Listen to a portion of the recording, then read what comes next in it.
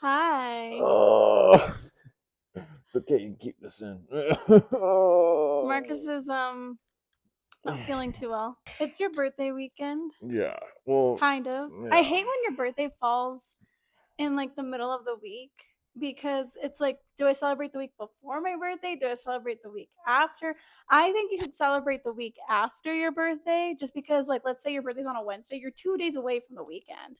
I feel Right. like you're further away from your birthday if you celebrate the weekend I think you before. should celebrate after too, just because, like, for people that are, like, turning 21 or like turning Right. I use that example all the 18, like, time. why wouldn't you celebrate after? Yeah, I use that Yeah. example literally all the time. So, I personally like to celebrate, like, the weekend, like, of my birthday or, like, the weekend Right. after if my birthday falls on, like, a weird day.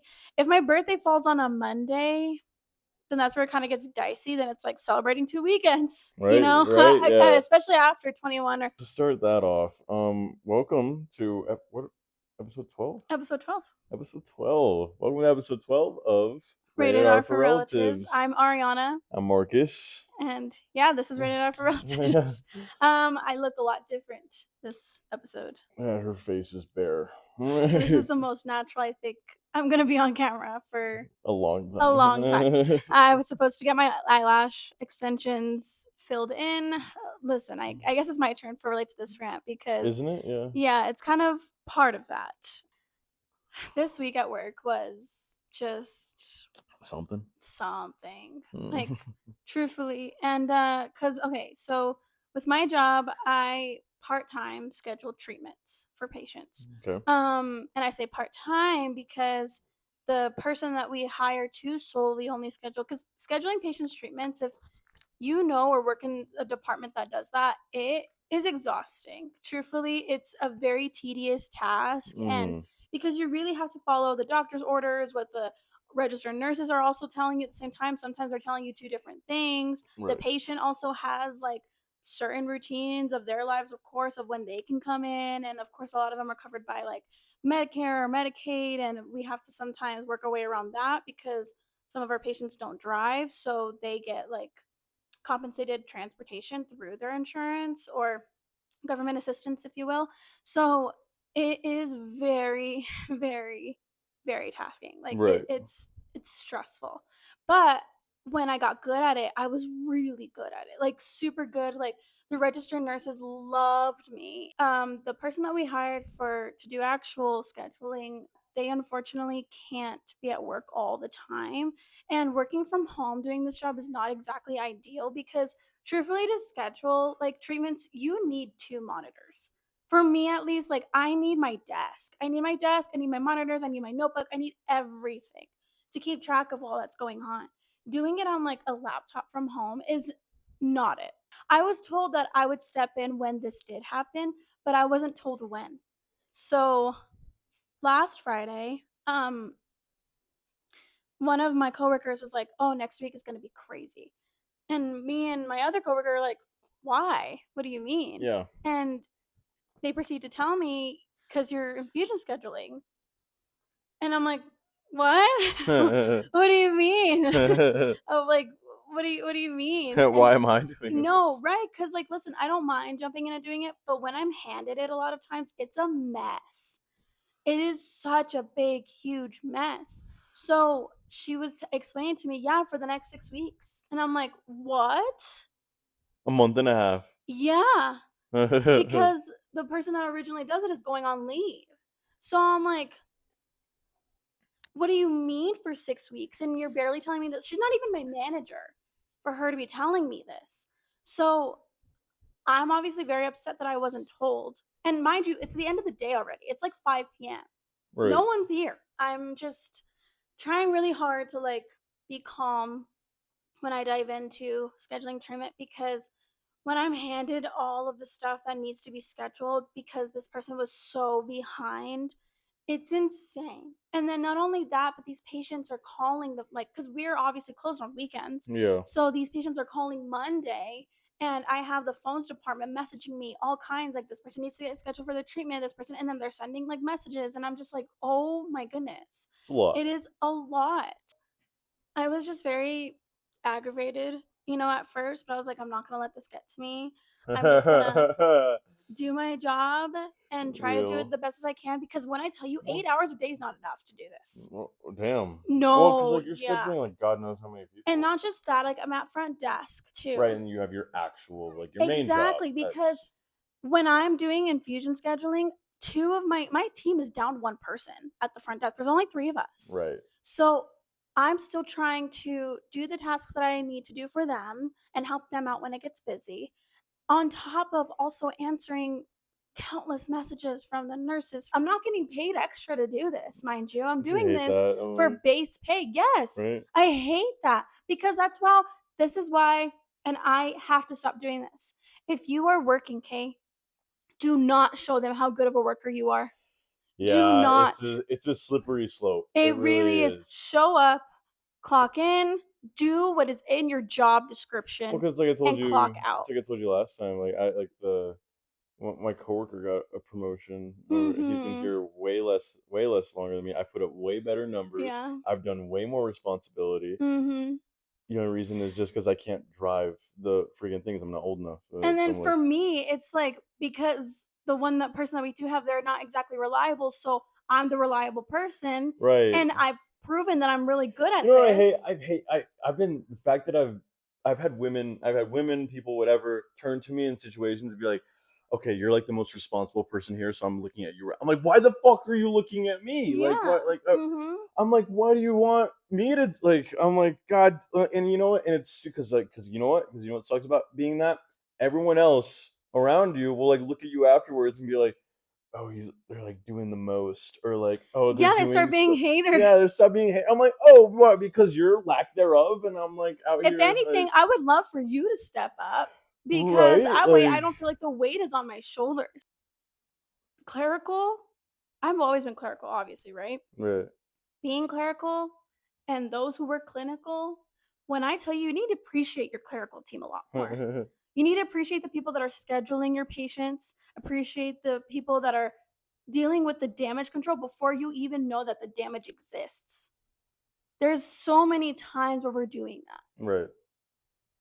And I feel like the job that we do is a very thankless job from others. We thank each other and we appreciate each other, but I feel like the clinical team literally is just like, eh, Their work's not like as their work's important not like as this. Yeah, exactly. That's exactly what it feels like. And it's frustrating because you can feel it. right. We get appreciated by patients. Oh my gosh, it warms my heart. Like, especially in the department that I'm working for, where there's so many families that go in regularly and are familiar with our faces, and they bring us treats all the time. See. They thank no, and I'm not saying the clinical staff needs to bring us treats or anything. I get very far little thank yous from clinical staff. Well, yeah. I mean, and Very, very far and few. that's like that. I don't know, especially because you are doing a lot, and for them to just kind of just be dismissive of it is really, I get Or that. treat Like, me a certain way when right, something happened wasn't my fault. right, Like, I can't stand that shit. It is not my fault. And I understand you can't yell at the person that's here, but why are you yelling at me? So that was the beginning of my week. Oh, well, the majority of my week. And then, dude, I don't know what wave of like sadness or depression that I'm in. I don't know if it's like, I don't want people watching this and like worrying. Like, I'm fine. I'm feeling like this burden, like with everybody around me, and I don't know why. I don't know why I'm feeling that way. It's that weird mood where slight behaviors and changes or slight tones or things like that are I'm taking really personal, and I don't know like why I'm having these feelings, and it's so stupid. Like, I hate feeling so much. Like, I feel so much in my heart, and it is exhausting. Like, I wish I could just be a type of person that kind of just lets things roll off the shoulder, like kind of just walks away from things, turns the other cheek, if you will. Like, I can't.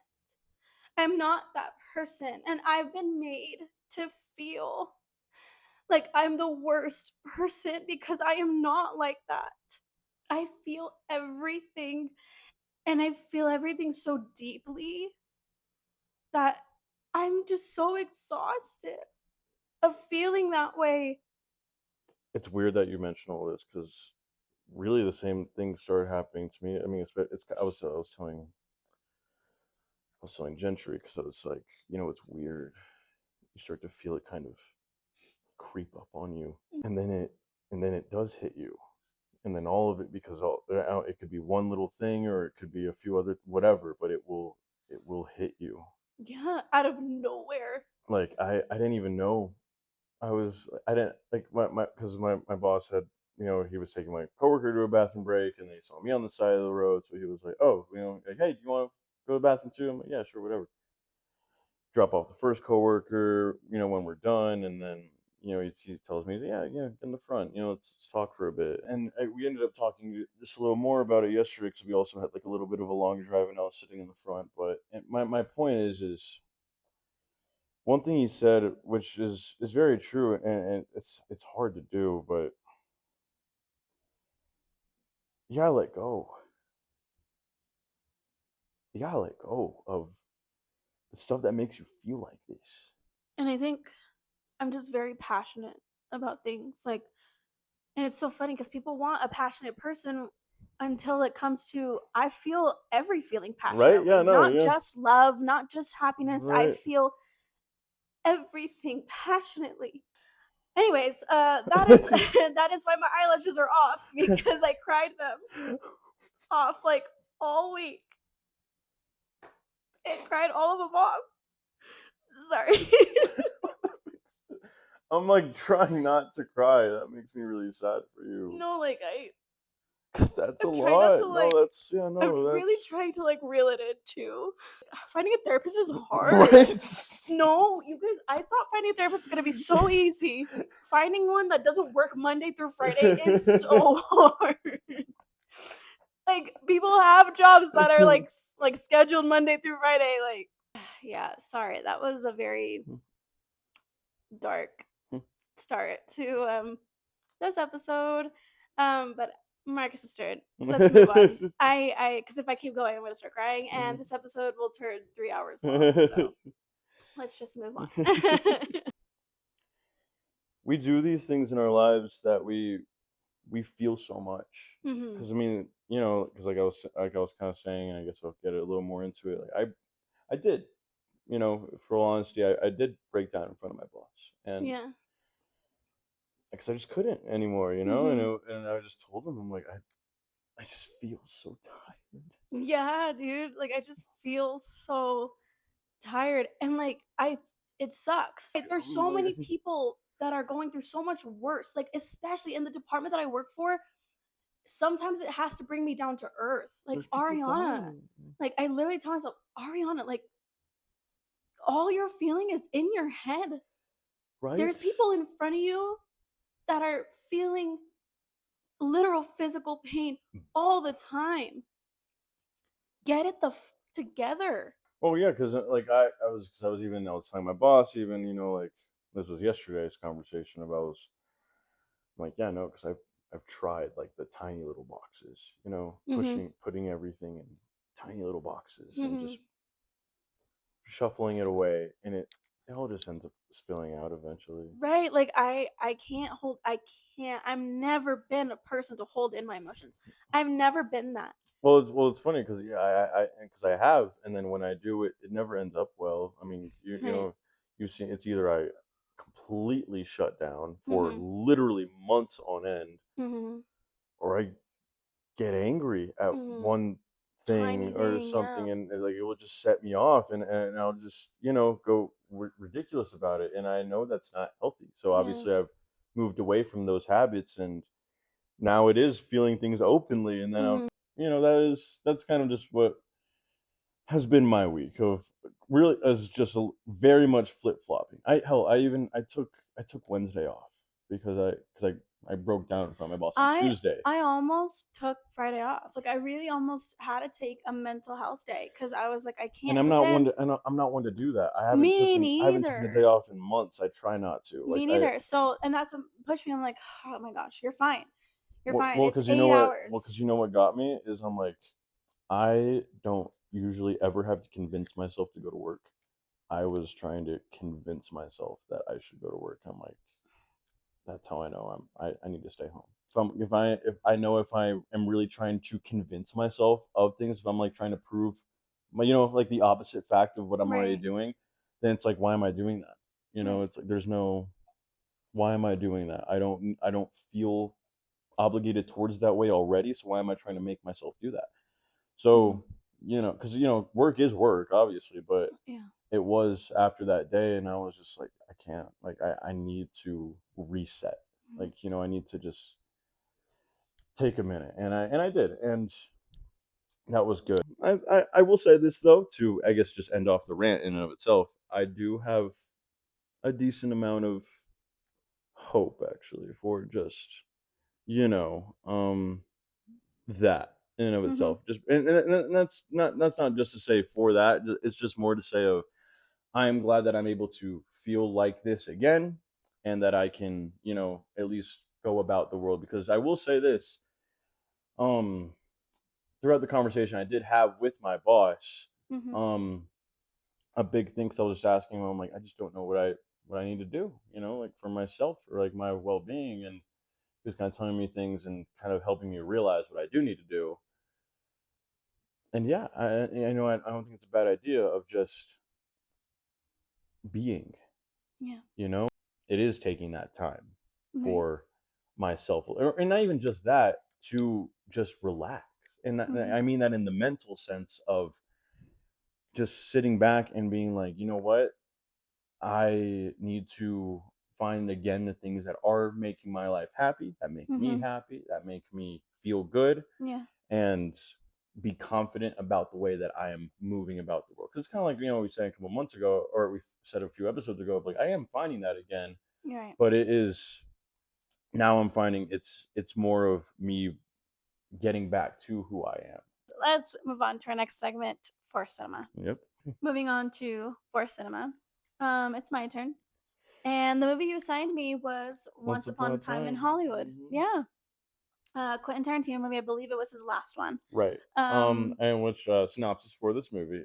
It essentially follows two characters, Cliff and I'm forgetting. Brad Pitt's character. Yes. Well, Leonardo Okay. Yeah. It DiCaprio. follows Brad Pitt and Leonardo Yeah. DiCaprio in it's 19. 69. Thank you. 1969, like Hollywood, essentially, and well, oh yeah, sorry. It also follows Sharon Tate, played by Margot Robbie.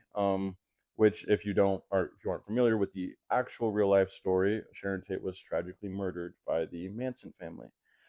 And this story, obviously written and directed by Quentin Tarantino, is essentially following Leonardo DiCaprio's character and Brad Pitt's character, mainly just kind of acting like through Hollywood, mainly Mhm. Leonardo DiCaprio, because Brad Pitt's character is Leonardo DiCaprio's stunt double in all of his movies, also his best friend, and it kind of follows their relationship pretty closely. And essentially, it's kind of I would like to say a meta commentary on Mhm. Hollywood itself, and especially that time period. A lot of it is seeing Leonardo DiCaprio's character and the kind of the struggles that he is kind of dealing with being an actor a little bit, as well as Brad Pitt's character being his stunt double because he's kind of been blacklisted. We see a Yes. lot of these things going on behind the scenes of Hollywood in general. We even get, and the reason I say meta commentary, of course, is we even get a Bruce Lee I was gonna um mention that. Yeah. appearance.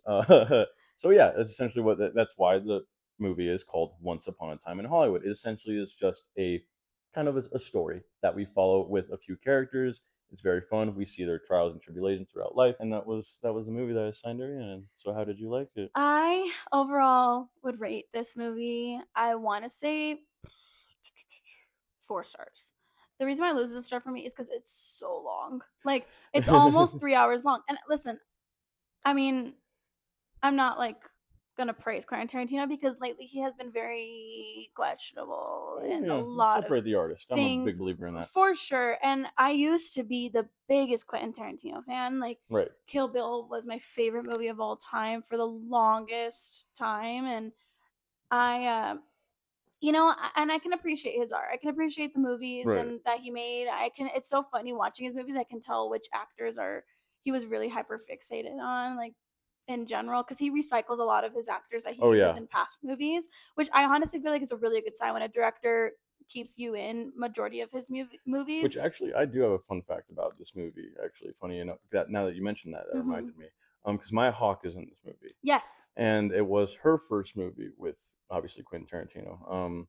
And well, I think it was one of her first major roles in general, obviously. Yeah, And if and you she's don't in it know, for like not even a minute. yeah, she's only in there for a bit. Because Yeah, she's part of the Manson Manson family. family, Yeah. right?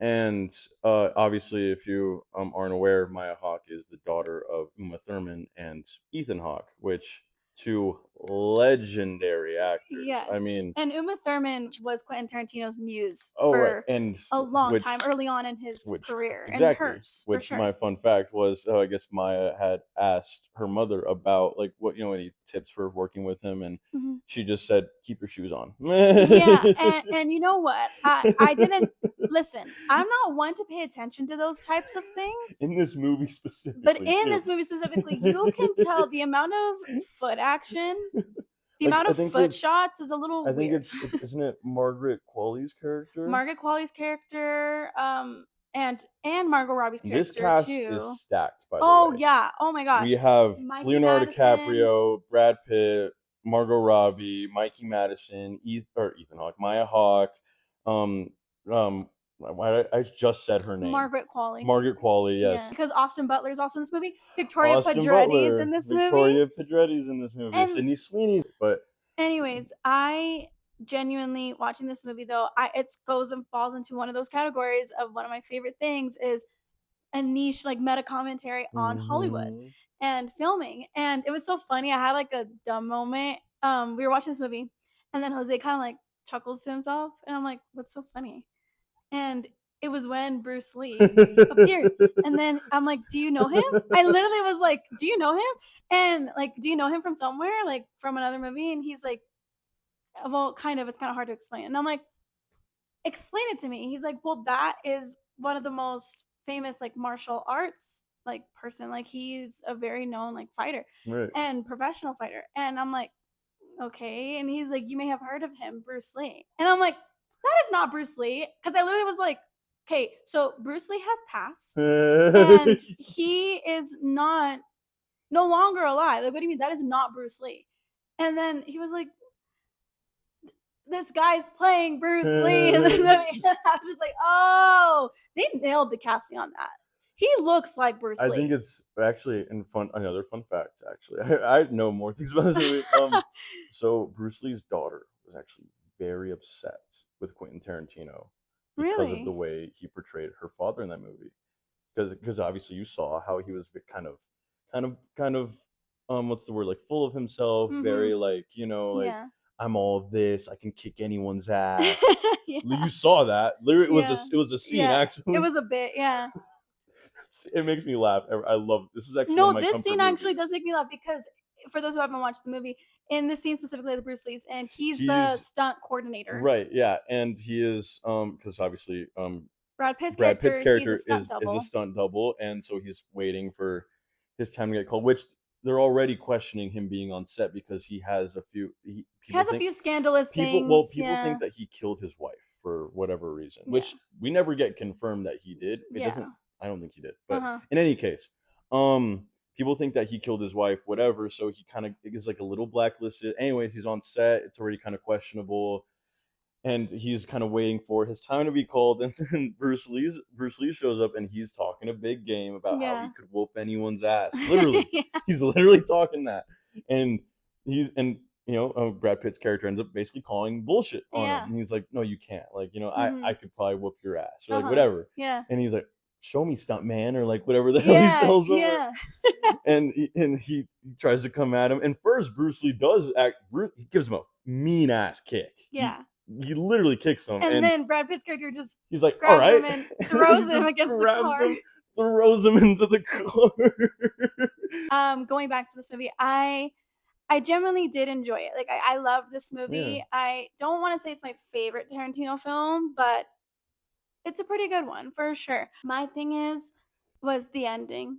Cuz I listen, I don't want to say like I'm a true crime like person, but I am into true crime. I know about the Charles Manson family, and most people have heard about the Charles Manson family. For those who don't know, Charles Manson was essentially a cult leader.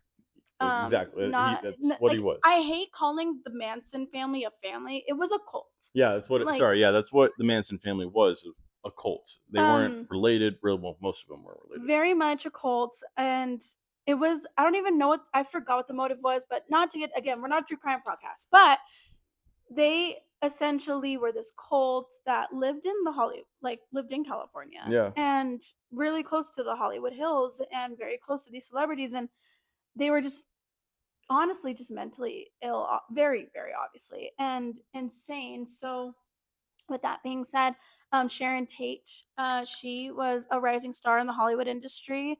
She gorgeous, gorgeous woman. And it makes me so sad actually because what happened in real life is that she was house sitting for a friend in the hills and she was pregnant, and she was literally pregnant, pregnant. about to pop. I'm telling you guys, she was weeks from giving birth. Like not Mhm. even weeks, I think a week. Like she was really, really pregnant. And they broke into the house with intentions of not to like off her, but to actually off the person that was in that house before. Because I don't know how true this is, but I think because it's in the movie, but I don't know how true this is. I have to like remember, but I think Charles Manson knew the person that was actually that lived in that house and had some like beef with them or whatever.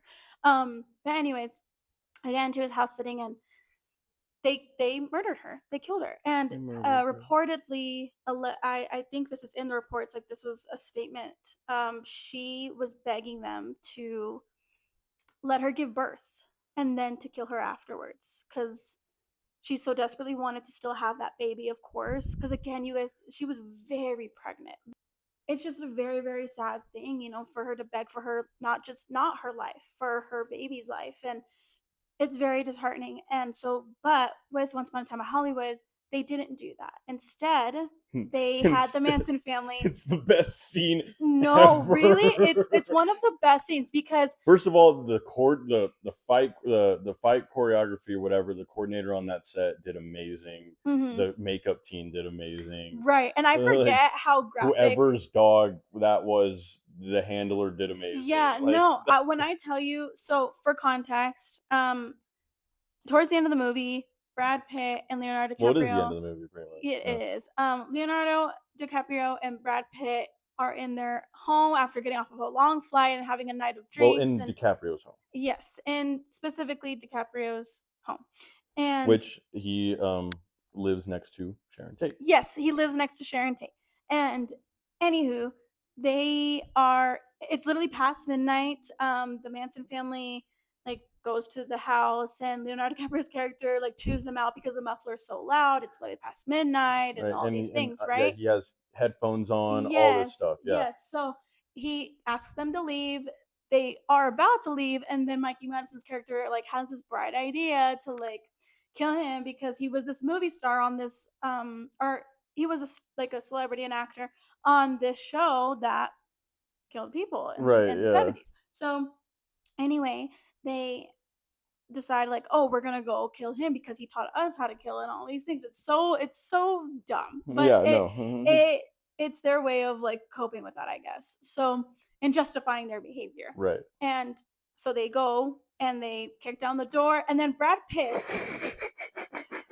Pitt's character is actually tripping off acid Oh yeah, because he smoked a cigarette dipped in acid, I forgot which about is that. insane, He by the did way. that in the 60s. Yeah, it's so insane. And he has this big old like I think it's a cane corso. Is It it a is. cane? It is a really great fight scene. So Yeah, instead because of instead of them murdering murdering Sharon Sharon Tate, Tate, they fight off the Manson family and kill them instead, and that's the ending of this movie. Which the So whole scene in of itself is something I think that kind of does need to be talked about because literally it's from like Mikey Mass. They bust down the door, the dog starts to attack.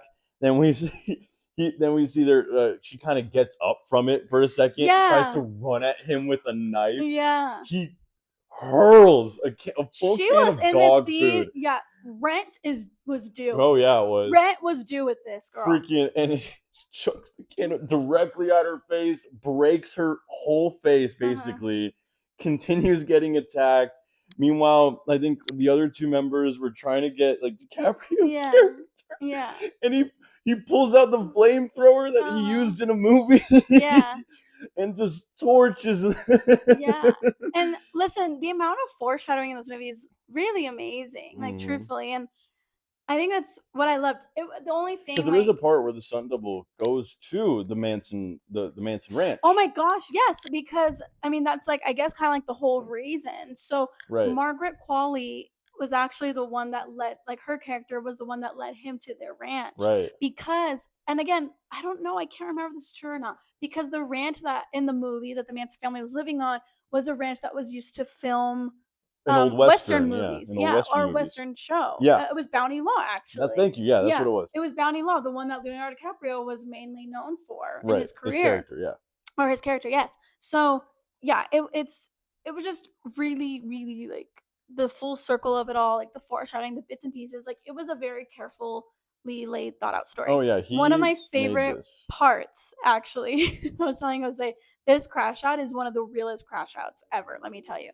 It's actually when he, like, forgets his line and, like, he goes back to Oh, his trailer and he crashes out. He's like, "You look so stupid," and like just starts crashing out about the fact that like he feels like he embarrassed himself, embarrassed right. the crew, like all this stuff. That crash out, you guys, is so real when I I tell don't think you. DiCaprio was And acting. no, I don't think he was because that when I tell you guys that crash out, when you forget your lines and you're on set, it is so embarrassing. Like really, really, really embarrassing. And it's not one of those things like it happens to everybody. Yes, it does. But, like, we And have one job, but and yeah. no, for real. Like it's one of those things where it's like you have one job and that's to remember your So lines. when you fuck up, So yeah, when you mess it's up, it is literally the most annoying thing. You have everybody here that did the whole setup, like have the camera crew and all this stuff, and your singular job is to remember lines and you forget them. And it is very humbling. It's very embarrassing. That crash out is so real. It's one of my favorite right? scenes in this movie. But yeah, I really did enjoy it. It was actually my first time watching it fully through. So thank you. Let's move on to yours. Yep. Okay, your Well, turn. yeah, and the movie you gave me this week was Bridesmaids. Bridesmaids. I know. Sorry, a lot of wedding movies. I realized that I've Yeah, given you for the past actually. few weeks. But bridesmaids. But Bridesmaids, which this, I mean, I have seen this movie before. You also showed it to me for the first time, Mhm. but yeah, no, again was a great watch. I do love this movie. For those of you who have not watched Bridesmaids, and been living under a rock, it is Came one of out in my no, 2011. it's one of my favorite women comedy movies. Like, it is actually probably my favorite comedy movie ever. It is so it never fails to make me laugh. It is so great. The premise of the movie is that these two childhood best friends. One of them is getting married. It's played by Maya Rudolph, actually, and Kristen Wiig are the two hmm main characters in this movie.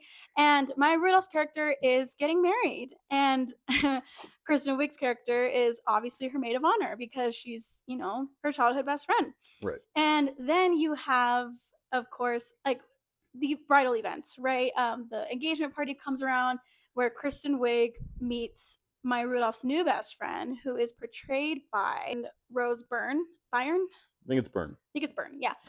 Sorry, she won an Emmy too. Like she's been very high in her career right now. But anyways, she is introduced to her, and this is where kind of like things tend to fall apart Right. because and I understand Kristen Wiig's character to a core. Like I get it. I get you, girl. I promise you. Because the entire movie, Rose Byrne is trying to step up and like one up Kristen Wiig in a way because she's kind of in a way competing for Maya Rudolph's validation as her best friend. And can I say this? I think it's so it is such a pattern in women, really, to like to do this, and because it's happened to me so many times where I'm with this best friend for the longest time, and obviously I've known you longer. They meet a new friend. All of a sudden, that is their bestest friend in the whole world. And I'm just kicked to the freaking curb. And the newest best friend is like trying so hard to like be better than me, be a Right. better friend than me.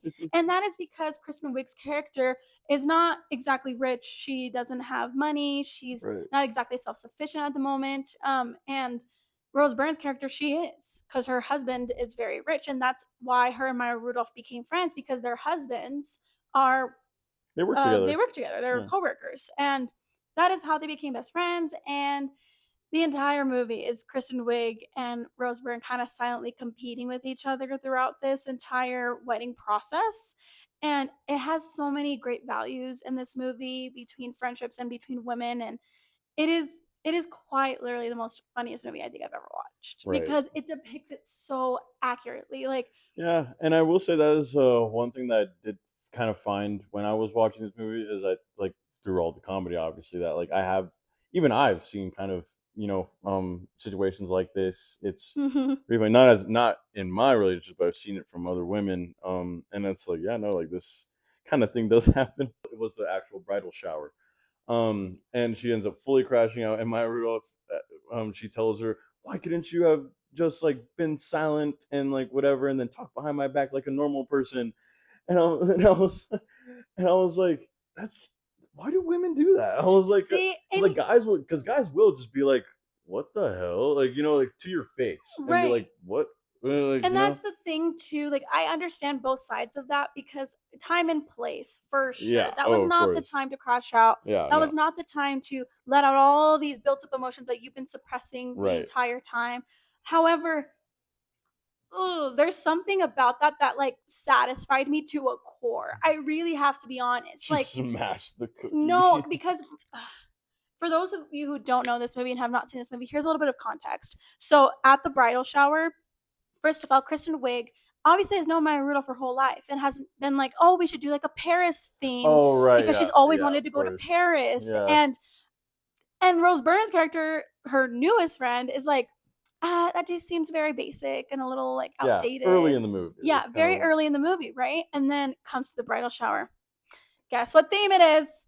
It's a Paris Paris themed bridal and shower just thrown the by Rose Byrne, that Kristen Wiig is no longer a part of the planning of the wedding process anymore because of the situation that happened at the bachelorette party with on the plane, I and was how gonna say, yeah, she, it was the plane that yeah, it was, by note, also, if you don't wanna watch this movie, watch it for the plane scene alone. alone. That is, Yeah. swear honestly, probably one of the greatest written comedy scenes, Hmm. like, in history. Yeah. 'Cause It that was it's from amazing. beginning till they get air marshaled off the plane. And then get on a no fly list. Like, Like I think it, and also I also want to side note this. Melissa McCarthy in this oh movie yeah. is probably I think one of her best I performances. think so too. Actually, because number one, when she first comes on screen, I barely even recognized her. I don't know. I don't know what the makeup department did. I don't know what the wardrobe department did, but I barely recognized her. Uh-huh. And then like just throughout this movie, she is one of the best parts in the movie. Yeah, Like she for sure. is, So, especially during the plane scene. yeah, so going back to the bridal shower, um, essentially, it's Right, it's Paris Paris theme, theme, and and then then Rose that's Byrne's yeah, character, Rose well, because Byrne's they're mhm, opening up all the presents. yeah. Rose Byrne's character, well, after Kristen Wiig's gift is presented, it's like this collage of all her favorite stuff and their Yeah. pictures together. It's very sweet. It's It's a very very thoughtful thoughtful. gift, Yeah, exactly. yes. And then you have Rose Byrne's. I didn't have time to get you anything. Yeah, I have time to get you anything, but I It's did just get a you little this. card. Yeah, And and then then it's plane it's tickets plain to to Paris, Paris. and then, oh my Yeah, no, gosh. that is probably one of the most reasonable crash outs in movie And history, to then be you have Kristen honest. Wiig's character being like, "Are you Yeah, no, kidding like me?" there's a beat, and then it's just, are you fucking kidding me? Oh my gosh, that beat. Paris? Fucking mother? No, she goes, motherfucking Paris? Like, No, that beat to th perfectly placed in the Oh, script yeah. and perfectly done. This is why writing is so important Especially because comedy writing. especially comedy writing, that beat where like it's like she thought about it for a second. She's like, "Nah, F this." Yeah, And you then saw it in she her just face you even, really yeah. did. And that line delivery after, it was It was so perfect. satisfying to me because when I first watched this movie, I was thinking the same thing in my mind. You're like, "Hell no." No, Yeah. listen, this crash out was valid. I understand, okay, time and place. But But damn, yeah, my no, gosh, you yeah. guys, this is so valid. And honestly, I love how this cast was like the main cast was literally just Kristen Wiig and Maya Rudolph's friends from SNL, truthfully. And I feel like I really wish, I feel like they both have the power to continue movies like this with just Right? them. And like how Adam I Sandler was gonna say, does. like, it's like a grown-ups thing, like, you know what I mean? Yeah. I feel like she could definitely do that, which, Maya Rudolph was also in, and also fantastic in. Yeah. No, and it is. Every performance in this movie Mhm. is fantastic. Mhm. It's great. And like you said, we do see a lot of very realistic representation. We do see a lot of very realistic representations of relationships, and the cast is fantastic. Their chemistry together is great. Like Mhm. literally, This is the best chemistry I've ever seen on a cast, if I'm being honest. It is it is an amazing. amazing movie. I love this movie And so as much. a dude, I do highly recommend it to. And if your girlfriend, if your wife, if your sister, if your mother, or if If whoever the you hell, think women aren't I funny, was my argument is always this this movie. movie. Yeah, you know what? Because first of all, women are funny. Women are so funny. And that's what I will say though is again, it does lose a star. It would be 5 stars, but it does lose a star for me because it gets very Flat. it gets a little flat towards Mhm. the end, you know, which For I get it, you sure. know, we need the resolution, we need the emotional whatever, blah blah Yeah. blah, blah, blah. But there's like almost none of that comedy then just at the end, like that's kind of just what it Yeah. is. There's just like nothing, and I'm like, oh okay. One of Like my other favorite scenes too, and I think it really changed my brain chemistry, is when all of this stuff happens, right? Maya Rudolph tells Kristen Wiig, "Don't come to my wedding. Like we're not friends." well, Like, if you're gonna act like this, yeah, this if you're gonna sucks. act like this, don't come to my wedding. Like all this thing, this heartbreak from their friendship She doesn't get happens. a puppy. Yeah. And then she's in her house or in her mom's house, and Melissa McCarthy's character comes in and comforts her. I'm Yeah, life. yeah, I'm and she starts beating her. She's like, "I'm life. I'm life, Annie. I'm life. What are you gonna do? You're just gonna lay there? I'm life." And she just keeps like hitting her. And you know what? That is so real. Yeah. Like that is so true. Like that speech that she like gave her really like helped me. I mean, cut to me like crying beginning of this episode. But it really did like because that's the thing. Listen, you guys, one thing about me. Will I cry through life? Yes. Will I still get shit done at the same time? Yes. Yes. Please. Am I audibly going to complain out loud about the shit that I'm doing? Yes. Yes. But But am I'm I gonna going to do still it. do it? Yes. Yes. Yes. Like, I just need to, like, get it out first. Right? Exactly. But yeah, I'm glad I got to have you watch this movie. It's one of those movies where if it's on anything, if I see it on anything, I'm going to put it Yeah, I'm on. not gonna lie. If I were like, you know, channel surfing or whatever, and it was on, I would watch the Yeah. movie. At the No. very least, especially if it was before the plane scene, Oh I'm yeah. waiting until I get to see. Yeah. Last episode, I forgot to mention where Bride Wars ranked on mine. Oh So shit! Huh? Yeah. just to bring that up again. From the last episode, Bride Wars ranks 30 on my list of favorite chick flicks of all time out of 55. No. Bridesmaids is way higher. Right.